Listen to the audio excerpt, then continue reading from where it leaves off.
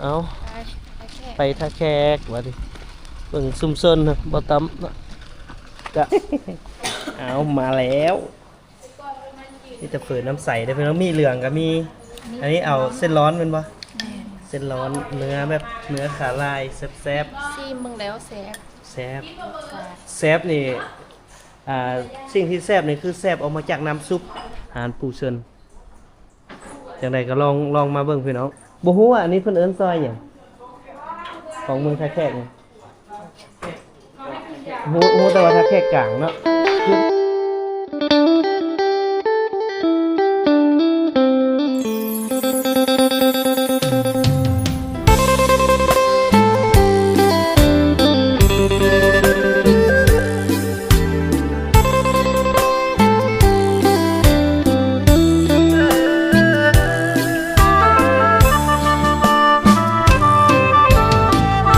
บ่าวบ้านนากายอย่าเฮ็ดใจด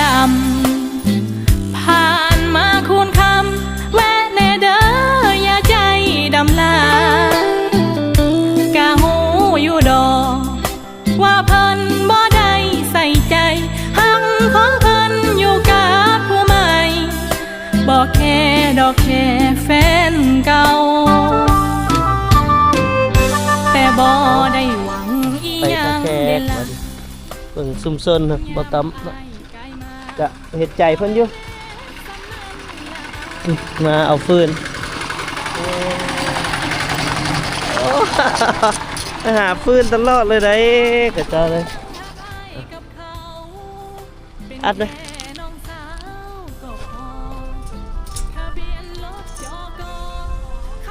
อึ๊บเอาใส่ไปพี่น้องเดี๋ยวออกเดินทางไปท่าแขกก็หลังจากที่เฮามาแวะปุ๊บซ้ำก็มาปุ๊บขึ้นแล้วเนาะมาปุ๊บบ่ต้องกาแฟขี้สมุด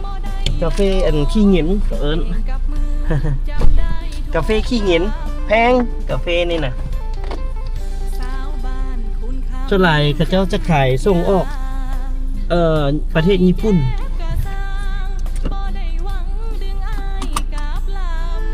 ทุกคน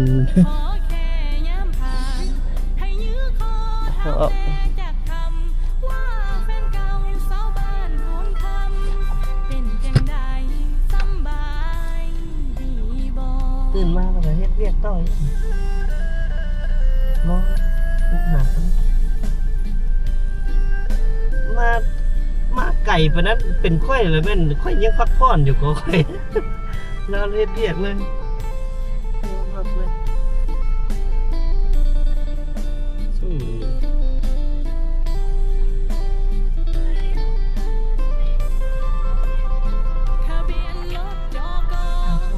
อะไรเนาะใจมากเนาะ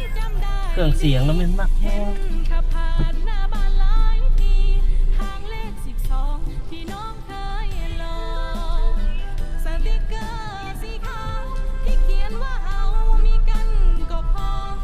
ไปซื้อเครื่องให้ละน้อยบาทนี่ไก่5 นาทีไก่ยักนาทีลูกเท่าไหร่10 นาทีป่ะนับแต่ละ5 นาทีตัวมันกายแล้วลูกก็ได้นั่งวะ10 นาทีแล้วธรรมดาสำหรับ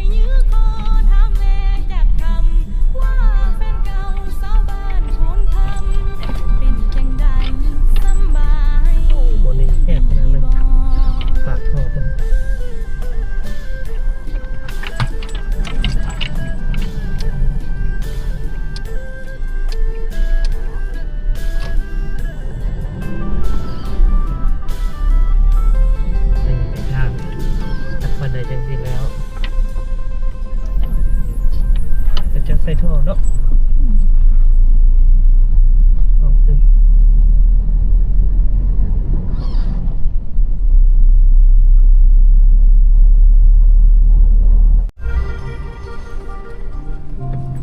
ฟ้าแซงได้เลยแม่นี่ไหมฮะ เห็นเลย เ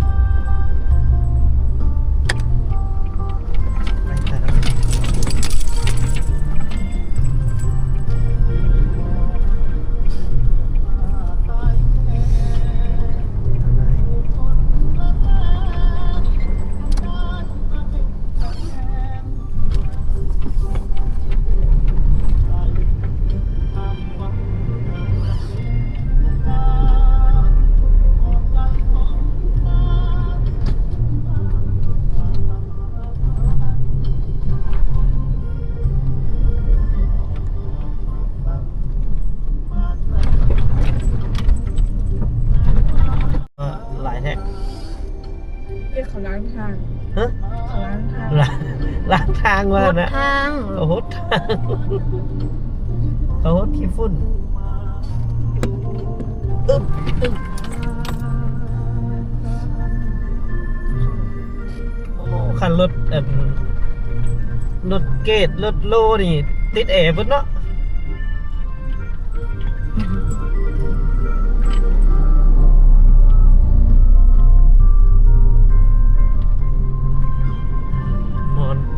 บดแต่บนมันเป็นดินแดง ลูกค้าเขาไปซื้อเครื่องนำได้เงิน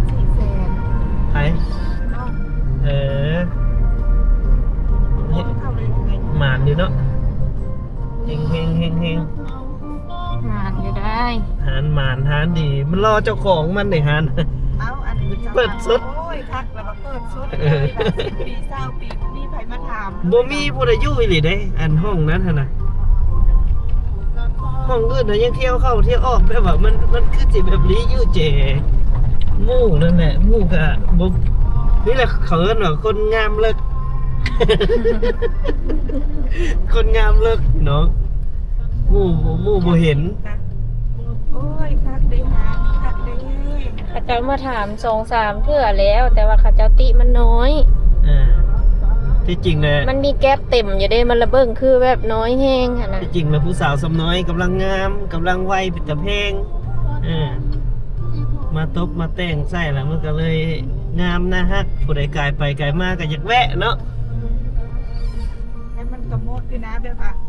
ลูกค้าอีใหม่มาซื้อเครื่องสำอางของอิฟเขาคนเสื้อผ้าลูกค้าอีน้อยมาเฮ็ดเล็บว่าหาเสื้อผ้าเพิ่นให้เนาะแล้วก็เริ่มมันนะ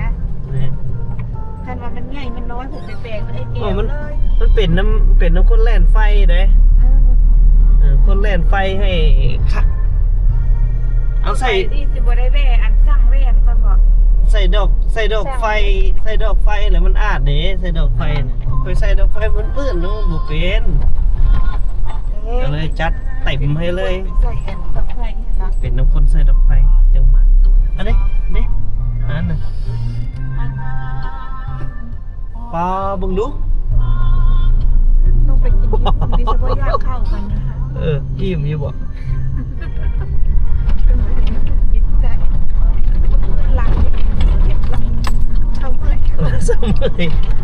ให้ทางดีก่อนจังต่อสันบ่ไหว แล้ว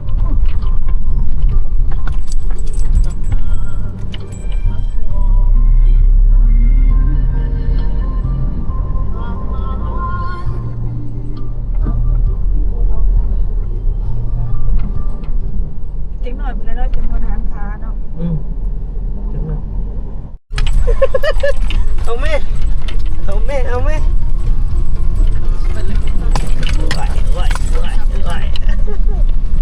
อาแม่ใส่เอาแม่ใส่ ทั้งแอฟริกทั้งเต็นท์เนาะ เต้นยุ่มๆไปยังสาววันนั้นนะเอานี่เต้นไปตำลังเลยเขาเลยผมจนย่างเด้า มักมาคาราเลยขี่รถยักษ์เนาะ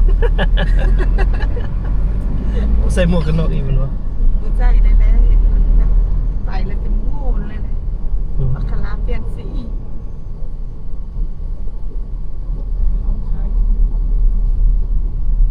แต่ว่าบัดทางแล้วก็ผัดเฮือนแคมทางนี่ก็คักได้ตอนทางยังหมดแล้วนี่นะกินขี้ฝุ่นไปก่อน เอา นึกฟ้าก็ตักขึ้นอยู่เนาะ ขับรถแซ่บมันก็ใช้ ซักเสื้อขาวบ่ เสือต้องเมื่อเต็ม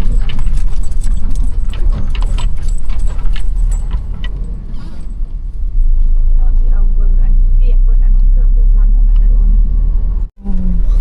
ข้าเจ้าที่เท มาเทศเนาะ ข้าเจ้าเทคนกรีดเลยเด่นนี่ ครับเนาะ โอ้เทออกมาจากในเมืองเลยตัวเกิดสีเสือทางรถไฟก็เตรียมอนุมัติแล้วเด้ไปเวียดนาม จากท่าแขกไปเวียดนามแล้วไปเบื้องดินเท่าได้บาทนี่นะ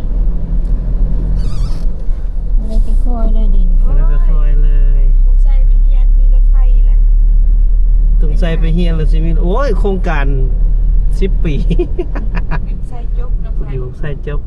ต่อปริญญาตรีปริญญาโทอยู่พุ่นเลยได้ใส่ได้แล้วก็เฮ็ดเวียกอยู่พุ่นเลย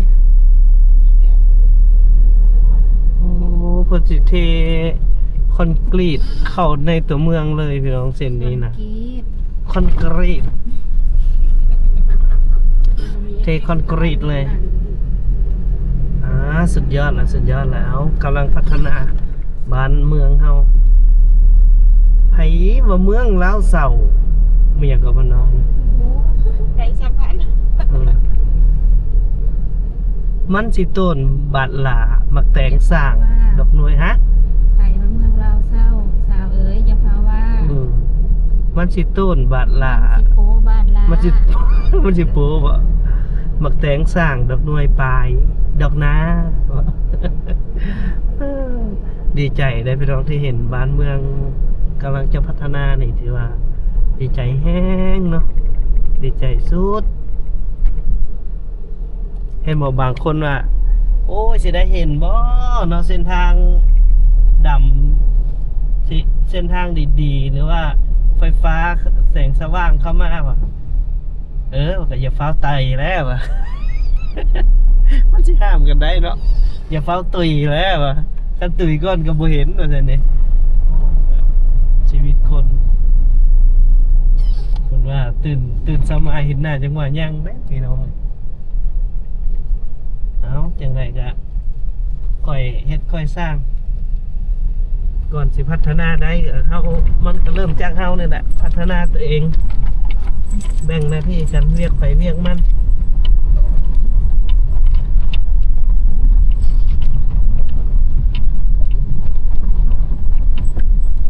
ส่วนนี้ก็เต้นระวงไปก่อนเอาไอ้ช่างกันนะ เจ้าคือมันไข่บ้าน เจ้าคือบ่เยอะของเสลาวเนี่ยเราละเงือกรากขึ้นเนี่ยกินบ่โยม ไผแหละ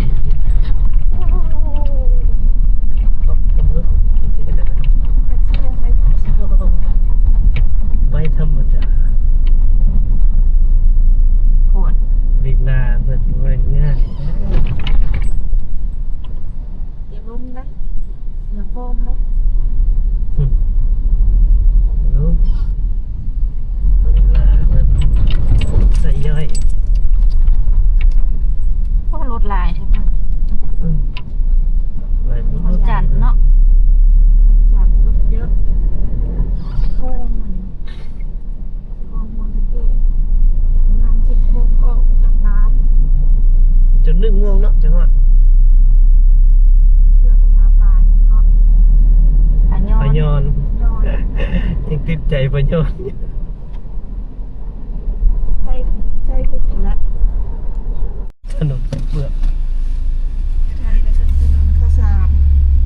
มีมด ขนมโอ้ บุ๋ม เต็มเลย ต่อแถว น้ำมัน ต่อ หา แถว ก็มาเนาะ ต่อแถว จับบัตรคิวเด้อ สมโพรถเรียนหลายๆ มันเขามาซื้อน้ำมัน น่าจะซื้อน้ำมัน กินได้จะได้ผมมีน้ำมันหรอก8 โอ้ยมีอะไรยังใครเนาะอยู่ปตท โหยาวมาฮอดพี่ บ่เด้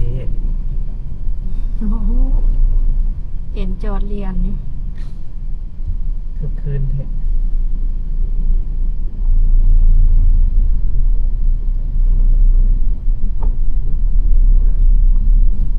เมืองท่าแขกเมืองเอกของแขวงขมวนซึ่งเป็นเมืองที่มีเศรษฐกิจดีที่สุดใน10 เมืองของแขวงขมวนนะเพราะว่าแขวงขมวนนี่แหละจะมีอยู่10 เมืองเป็นเมืองเอกก็เป็นเมืองท่าแขกเนาะเดี๋ยวจะไล่ให้ฟังว่ามันมีเมืองอย่างแน่เจอเด้อสงสัย10 ตัวเมืองของแขวงขมวน1 เมืองท่าแขก2 เมืองหยังหินบูนคูนคำหนองบกเซบังไฟ6แล้วแม่นเมืองมหาไซ7เมืองยมราช8นากาย9ไซบัวทอง10บัวละพา10 ตัวเมืองของแขวงขมวนเนาะ เนื้อที่ประมาณ400,000กว่าตามแมป400,000ตามแมปมั้งประมาณ400,000นี่แหละพี่น้องแล้วก็ประชากรประมาณ500,000 คนประชากรก็เป็นแขวงที่บ่ใหญ่อยู่ในระดับกลางๆ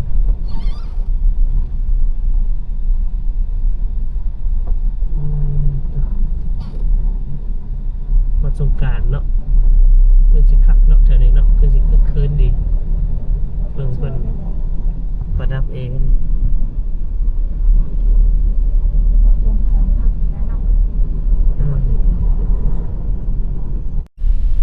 ไอ้พี่น้องเดี๋ยวมื้อนี้สิพาไปเบิ่งหานใหม่ข้าวเปียกแซ่บอีกหานหนึงบ่ฮู้ว่าเบิดหรือยังว่าคันมาสวยนี่เบิดได้หานเพิ่นนี่เบิดแม่นบ่นี่นี่ ใส่ แม่นบ่ ใส่ เอาได้สต๊อกกูกันบ่แม่นเนาะ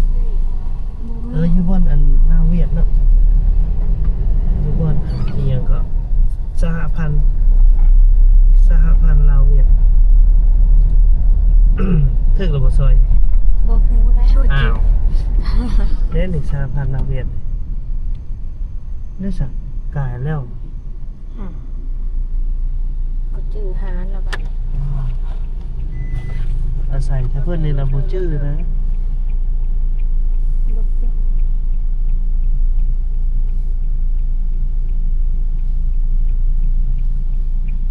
อาศัยจุเพื่อนนี่บ่จื้อ จะได้ของนี่มีคนมาซื้อเครื่องสอย ตอนนั้นมันมีต้นไม้ บอกเขียวๆนี่บอก อืม เก็บนะ เก็บแล้ว อันนี้แหละงานเนี่ย มึงเบิ่งดิ บ่มีแล้ว หน้า เบิดแล้ว เบิดหรือบ่เปิด เบิดแล้ว เบิดแล้ว เดี๋ยวเรา น่าจะเบิด เข้าเราเหลือดำกลางถุงมันนี่เราให้ อืม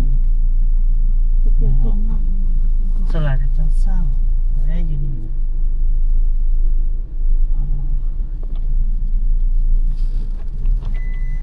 บ่ได้กินซ้ำ มันคือเวียดนาม ตะกี้มันมีอันต้นไม้เนาะแล้วบ่ตัดออกแล้วแล้วมันบ่จื้อ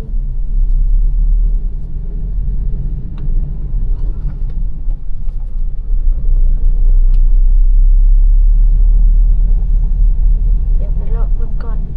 กินหยัง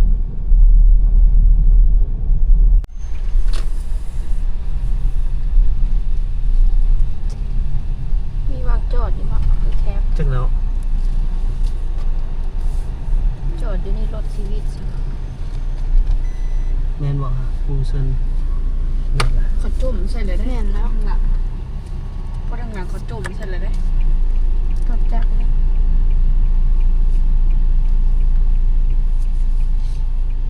ตัวนี้มันโอ้ยเนาะจะเมนขับอะไรพี่น้อง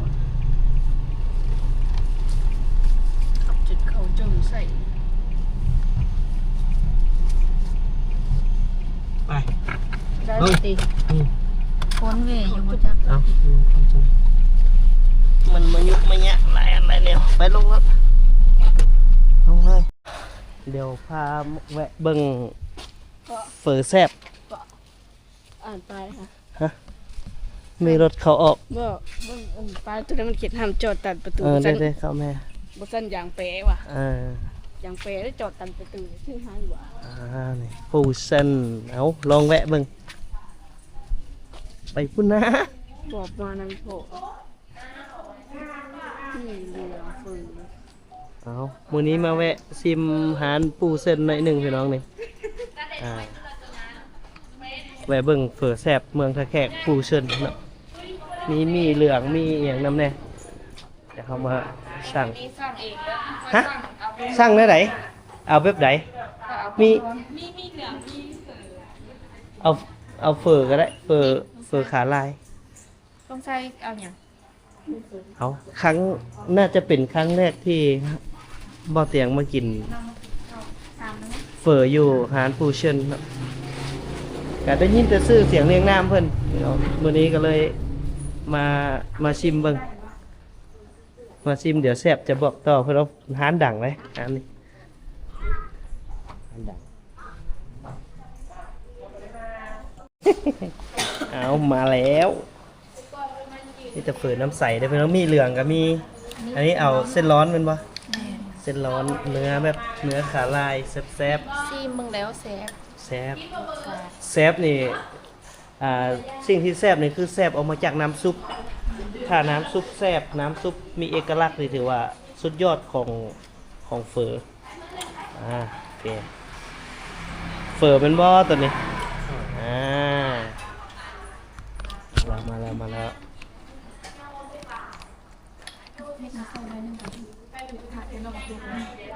เอาเนี่ยมาแล้วเฟอน้ำใสเฟอแซ่บปูเชิญนี่ถือว่าเป็นร้านที่ตั้งมา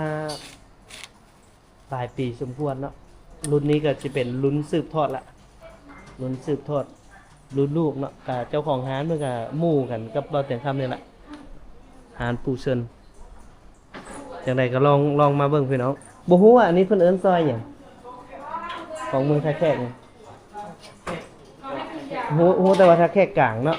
อยู่แถวๆแบบตึกเก่าๆหั่นนะแถวๆตึกเก่าๆทางคนละฝากเนาะซอยแผนกยุติธรรมห้องการยุติธรรมนี่พี่น้องจุดนี้เส้นทางแคมป์ของเนาะคือทัดซอยนั้นไปก็สิแม่นแคมป์ของละแล้วขยับนี่ไปอีกก็จะเป็นห้วยเป็นเขาเอิ้นห้วยจักมันห้วยอีหยังนะมันไกลๆห้องหมอแขวงเนาะกลับมาซิมเบิ่งพี่มากินครั้งแรกเพิ่นว่าแซ่บเพิ่นเอา มันแซ่บจากน้ำซุปเลยนะเอาก็ลองมากินมาชิมมึงนะพี่น้องเด้อเช็คอินมาเลยหาปูเชิญมีทั้งมักเพชรจี้อีกอย่างแน่หลายอย่าง ปรุงแล้วลูก เอากินทุกไซซิมบ้างละเป็นอะไร เครียดสิหน้านั้นยังพาได้ซีมดี เอาจัดไป เป็นหมักแห้งค่ะมันตุ๊ก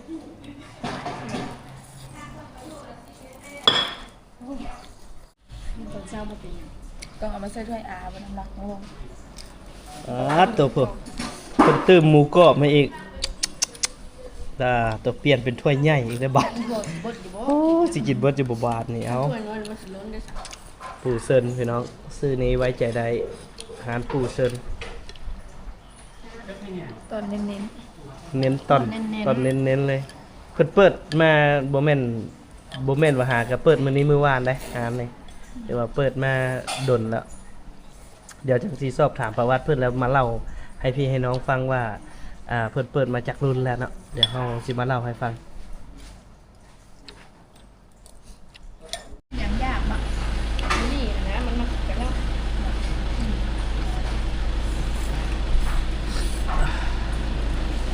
เป็นใดตักเนี่ยละไหนครับ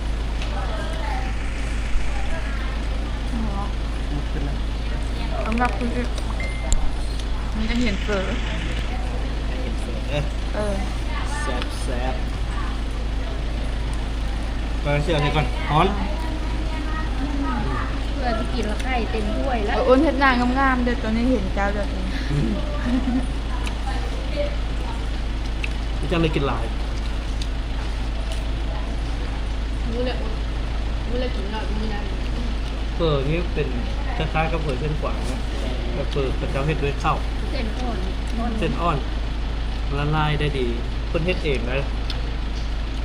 มันสิแซ่บแล้วก็ต้องกินไว้ๆนะเอาออกมาต้องกินไว้ ไม่ไรอีกตัว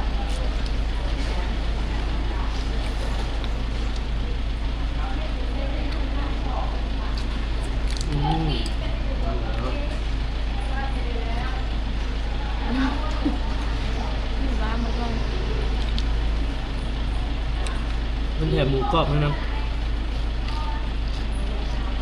พิเศษถ้วยนี้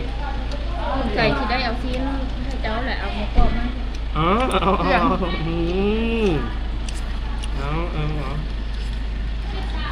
ไอเมีย ซีนเต็มเลย หลานแห้งเนาะชิ้นเนาะ เนื้อกับเนื้อขาลายเลย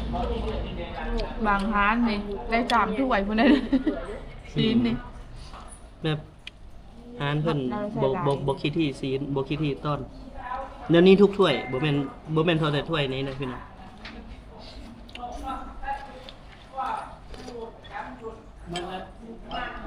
สังเกตเบิ่งลูกค้าเพิ่นน่ะ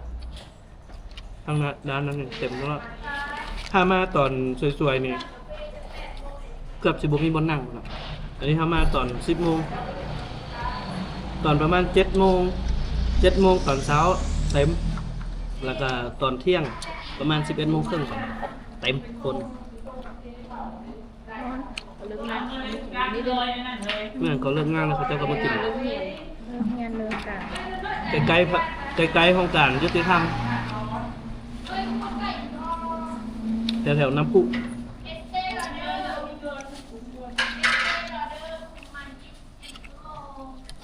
หมูกรอบมันจะแข็งถ้าแบบ นุ่มๆอยากได้กินหมูกรอบจะน่าละสิฮู้นะว่าสิสร้างหยังนะ ชนะเราเสียงคือหมูกรอบ เพราะว่า หมูกรอบก็เปรี้ยว บางร้านเอาไปกินแล้วมันบ่กรอบนะนะ กับมันแค่นี่เหลืองหมูกรอบ เปิดหมูกรอบกันนี่ เผือก็ไม่ เรี เรี ย ย น น อยู่หั่น แต่ว่ามีเหลืองหักจับแล้วใส่หมูกรอบ นี่เหลืองมันก็เฮ็ดเองนะคือสั่งสามารถสั่งได้นะพี่น้องสามารถยากแล้วมันสั่งน้ำอาหารผู้เส้นได้เลย แบบมักเส้นเฟอร์เส้นมีเหลืองไปที่สั่ง มัน ขึ้น มี นะ เป็นเกาเหลาเปื่อยเนาะเป็นต้อนมันจะคิด ไอ้ ขึ้น มุกเนี่ยหน้า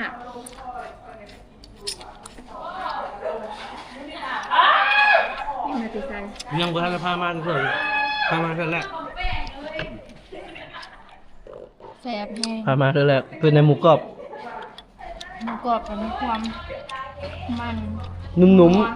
ๆแบบมันบกแข็งมันบ่อย่างนั้นเนาะอืม ไป เบิดละไซ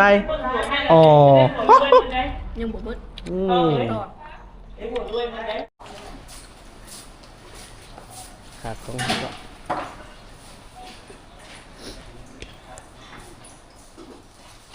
อิ่มแล้วเนาะบาด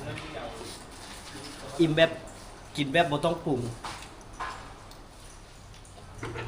มันแซ่บมาจากน้ำซุปเอิ้นแซ่บจากน้ำซุปอีหลีสดน้ำรสคือบ่ต้องปรุงอย่างหลายเลยเดี๋ยวเขามาถามราคาเนาะเดี๋ยวเขามาถามราคานี่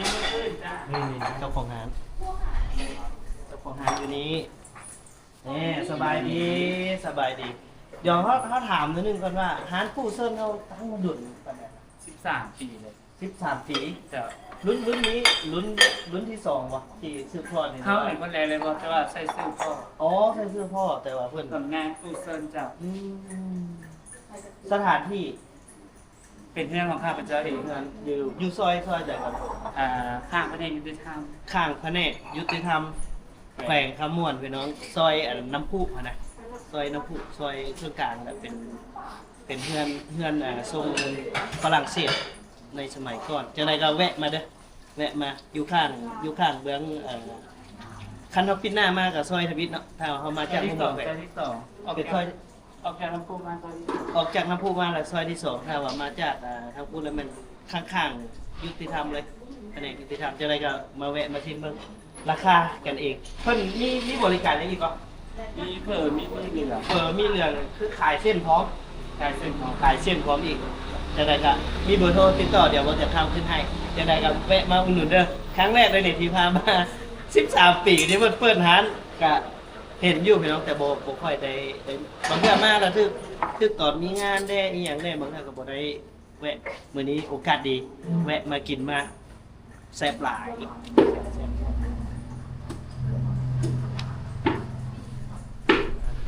ตลาดรักษาไปแล้วโอ้ลงรถแล้วไปเลยเอา เดี๋ยวเรามาแวะจุดนี้หน่อยหนึงซื้อหมากไหมกัน ซื้อหมากไหมแน่ซื้อหมากไหมมะขามเจ้ามะขามหวานบ่หวานหวานๆเนาะมะขามตัวไทยมะขามไทยเอาถุงหนึ่ง80บ่ใบเศร้า เด็ดมากเลยรถบ้านนะ บ้านอาจารย์เห็นปะ มันบึ้งนะ บ้านสลักเห็นปะเอาไปเลยเลยก็ไปต้นแก๊สหนึ่งกับเม็ดเครื่องล่างอ่ะก็มังกรเอาไปเลย อ้าว น้าใส่ถุงให้ เดยอ่ะมะขามหวานแซ่บๆหวานๆแซ่บๆหลายอย่างเนาะเคียงมากอย่างเนาะ เด้อ โดยไปพี่น้องมานี่เดี๋ยวเราซื้อมะขามเอาไว้เป็นตอนลูกสาวเอิญ น้องๆ FC เซลล่ะ FC ห้องใส่